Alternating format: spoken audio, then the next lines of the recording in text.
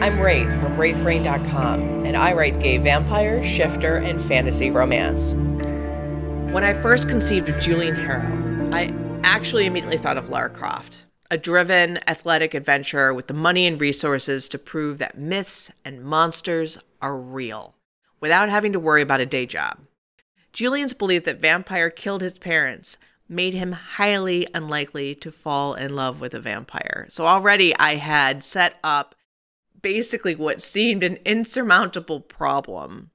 I'm not terribly a big fan of the fighting the one you love type situation, although that is in the Christian and Balthazar relationship, which we'll talk about.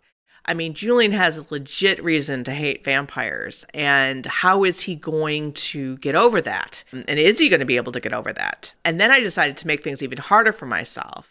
I decided that Julian was fated to be the one human that can receive King Daemon's powerful immortal blood and actually be turned into a vampire. So he is the fated mate of Daemon, and when he meets Daemon in the city of Night Valley, well, everything's going to change for vampire and humankind. Julian's character is also an adventurer. He's also very interested and excited by new things. So despite his determination to prove that vampires exist because this will validate his belief that something more than a car crash took his brilliant parents from him, he truly is this adventurer at heart. So when he enters Night Valley, the seemingly abandoned vampire city where Daemon sleeps, he is overwhelmed by its otherworldly beauty. The magic of immortal beings actually existing breaks through his anger and pain, and I hope you can really feel that when you're with him and Christian in Night Valley. The Vampire King is as amazing as one would expect, and not just some two-dimensional villain Julian thought all vampires must be. But let's not make it easy on Daemon's side either, because for Daemon's part, he actually put himself into this hibernation-type sleep because he was heartsick at the loss of another potential fledgling. Every human he had courted and offered to turn died after receiving his blood. He can establish no bloodline like the other immortals. He has no fledglings to protect and care for of his own. He is watching the other immortals like fall in love and have relationships with each other and with the vampires that they've made, and he is alone.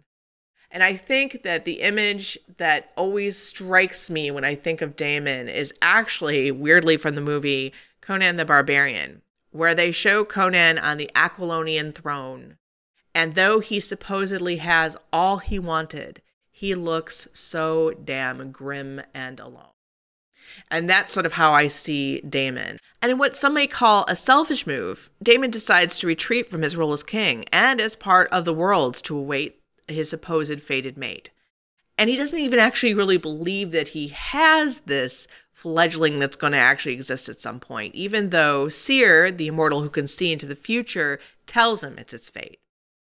And he's only supposed to wake again when that fledgling has been born into the world. So really, Daemon has abandoned everything and everyone for love, a love that he doesn't trust or believe in.